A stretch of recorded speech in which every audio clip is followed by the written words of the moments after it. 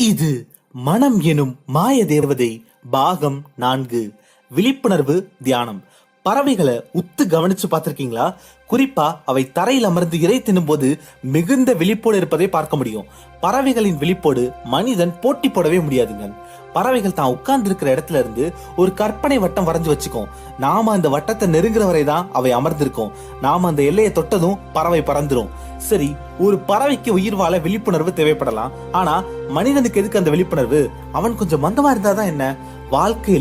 வாழ்க்கைய மிக தெளிவா மயக்கம் மற்றும் மாயை இல்லாம வாழ்றதுக்கும் இருக்கிறத இருப்பது போலவே பாக்குறதுக்கும் விழிப்புணர்வு தேவைப்படுது. உலகத்துல உள்ள எல்லா மதங்கள்லயும் ஆழ்ந்து பார்த்தா இந்த விழிப்புணர்வு தான் வரையறுக்கப்பட்டிருக்கு. விழிப்புணர்வு கொண்ட மனிதன் தான் உலகை தெளிவா பாக்குறான். விழிப்புணர்வோடு இருக்கும் மனிதன் தான் வாழ்க்கையை முழுமையா வாழ்றான். விழிப்புணர்வோடு இருக்கும் மனிதன் தான் மாயையில சிக்காம தப்பிக்கிறான். இந்த விழிப்பை கொடுக்கும் யுக்திக்கு பேர் தான் தியானம். ஒரு ஜென் குரு கிட்ட ஒருத்தர் போய், நான் தியானம் செய்யறது எப்படின்னு கத்துக்க வந்திருக்கேன், எனக்கு தியானம் செய்ய சொல்லி தருவீங்களான்னு கேட்டிருக்காரு. அதுக்கு அந்த குரு, அப்போ நீ வேற ஆளதான் பார்க்கணும். காரணம், நாங்க இங்க எதையோ உன்னை எப்படி செய்யறதுன்னு சொல்லி தரல, மாறா எதையுமே செய்யாம இருக்கிறது எப்படின்னு தான் சொல்லி தரோம்னு சொன்னாராம். தியானம்ன்றத பத்தி ஒரு அடிப்படை விஷயத்த நம்ம புரிஞ்சுக்கணுங்க. ஏதோ ஒரு பொருள் அல்லது கருத்து மீது கவனத்தை குவிப்பது மெடிடேஷன் இல்ல, அது கான்சென்ட்ரேஷன். எதையோ உன்னை பத்தி சிந்திக்கிறது தியானம் இல்ல, அது திங்கிங். தியானம்ன்றது ஒரு செயல் அல்ல, அது ஒரு நிலை. ஏதும் செய்யாமல் அனைத்தையும் உள்வாங்கும் விழிப்பு நிலை. அதே நிலையில நாம நம்மளை எப்பவுமே வச்சுக்க முடியும்.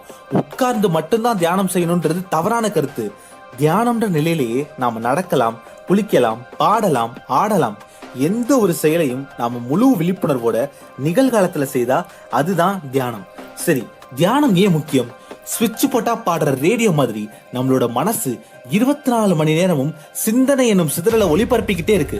சூரியன்ல இருந்து ஒரே ஒரு வினாடியில உண்டாகிற மொத்த ஆற்றலை வச்சு பூமிக்கு பல 100 வருஷத்துக்கு ஆற்றலை வழங்க முடியும்.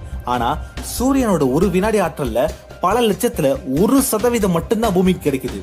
அதே மாதிரிதான் நம்ம மனசும். சூரியன் போல அசாத்திய ஆற்றலை உள்ளடக்கிய ஒரு ஆற்றல் பெட்டகம். ஆனா அந்த ஆற்றலை தொடர்ச்சியா சிந்தனை சிதறல்களால நாம வீணடிச்சுக்கிட்டு இருக்கோம். நம்ம மனசோட முழு ஆற்றலையும் நாம பயன்படுத்துறதே இல்லை.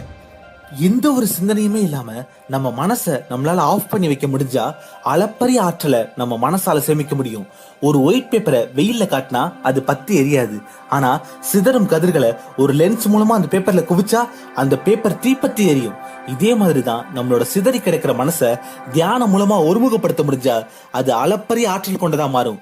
ஒரு நாள்ல 24 மணி நேரத்துல மனசுக்கு ஒரு 5 நிமிஷம் மட்டும் ஓய்வு கொடுத்தா மீதி 19 மணி நேரத்தை அது தரமான நேரமாக மாத்தும்.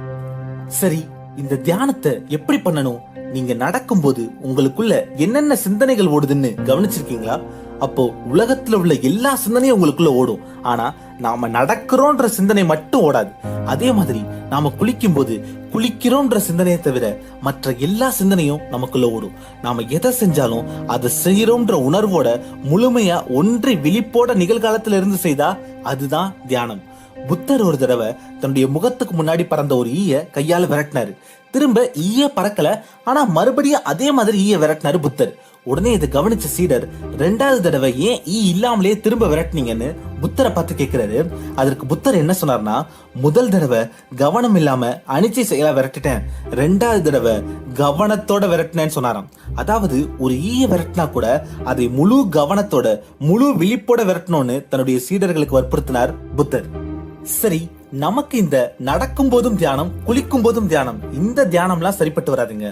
உட்கார்ந்து செய்யற தியானம் தான் கரெக்டா இருக்கும். ஆனா தியானம் செய்ய உட்கார்ந்தாலே மனம் தாறுமாறா ஓடுதே, அதை அடக்கிறது எப்படின்னு கேட்டீங்கன்னா அதுக்கு தான் நம்முடைய முன்னோர்கள் நமக்கு ஒரு சூத்திரத்தை சொல்லி கொடுத்திருக்காங்க. மனம் அது அடக்க நினைத்தால் ஆடும், உற்று கவனித்தால் அடங்கும். இதுதான் அந்த சூத்திரம். ஒரு அமைதியான இடத்துல உட்கார்ந்துக்கோங்க. உங்களோட முதுகுத்தண்டு நேரா இருக்கிற மாதிரி நிமிர்ந்து உட்கார்ந்துக்கோங்க. பிறகு கண்ணை மூடுங்க. படு வேகமா வாகனங்கள் போயிட்டும் வந்துட்டும் இருக்கிற ஒரு சாலையில நீங்க அந்த சாலை ஓரத்துல நின்னு அந்த சாலையோட டிராபிக்கை கவனிச்சா எப்படி இருக்கும்? அப்படி கண்ணை மூடி மனசுக்குள்ள வரக்கூடிய எண்ணங்களோட டிராபிக்கை உத்து கவனிங்க. கவனிக்க கவனிக்க வேகமா இயங்கி கொண்டிருந்த மனம் மெதுவாக வேகம் குறையும். தொடர்ந்து உத்து பார்க்க பார்க்க மென்மேலும் வேகம் குறையும். ஆரம்பத்துல ஒரு நிமிஷத்துக்கு உங்களுக்கு 100 எண்ணங்கள் வரும். கவனிக்க கவனிக்க அது நிமிஷத்துக்கு 50 எண்ணங்களா குறையும். இன்னும் விடாம ஒத்து கவனிச்சா அங்கொன்றும் இங்கொன்றுமா மெல்லிய இலை போல வந்து போகும். பிறகு ஒரு கட்டத்துல அந்த இலை கூட அருந்து போய் எண்ணங்கள் அற்ற விழிப்பு நிலையில சில கணம் இருப்போம். அப்படி எண்ணங்களே இல்லாம 2 வினாடிகள் இருந்தா கூட அதுவே பெரிய மாறுதல் தான் சொல்றாங்க பெரியவங்க. இப்படி நல்ல தியானத்துக்கு நம்மளோட மனம் பழகிருச்சுன்னா அதன் பிறகு நீங்க எந்த வேலை செய்தாலும் அந்த வேலையோட தரம் மிக உயர்வா இருக்கும். ரொம்ப நேரம் தியானத்துல மூழ்கிட்டோம்னு நினைக்கிறேன். சரி, தியானத்தை விட்டு வெளியே வந்து கொஞ்ச நேரம் அறிவியல் பத்தி பேசுவோமா?